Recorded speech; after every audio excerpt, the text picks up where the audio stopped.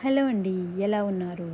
నేను ఇవాళ వెజ్ పులావ్ చేస్తున్నాను. ఇది చాలా సింపుల్ అండ్ ఈజీ రెసిపీ అండి. సో ఫస్ట్ బౌల్ స్టవ్ మీద పెట్టుకొని అందులోకి ఆయిల్ వేసుకొని హీట్ ఎక్కిన తర్వాత హోల్ స్పైసెస్ అన్నీ వేసి ఆనియన్స్ ఇంకా స్లిట్ గ్రీన్ చిల్లీస్ వేసుకున్నాను. ఆ తర్వాత పుదీనా వేసుకున్నానండి.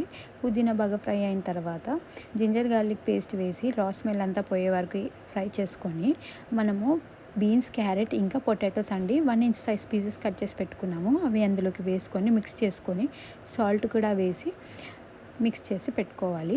ఆ తర్వాత వాటర్ అండి 1:1.5 గ్లాస్ వాటర్ వేసుకోవాలి బాస్మతి రైస్కి. సో నేను 2 గ్లాసెస్ బాస్మతి రైస్ సోక్ చేసి పెట్టుకున్నాను. అందుకు నేను 3 గ్లాసెస్ ఆఫ్ వాటర్ వేస్తున్నాను. వాటర్ మంచిగా బాయిల్ అయిన తర్వాత అందులోకి మనము 1 అవర్ సోక్ చేసి పెట్టుకున్న బాస్మతి రైస్ వేసామండి. సో రైస్ వేసిన తర్వాత కుక్ చేసుకుంటే యమ్మీ పులావ్ రెడీ. బాయ్. హలో అండి.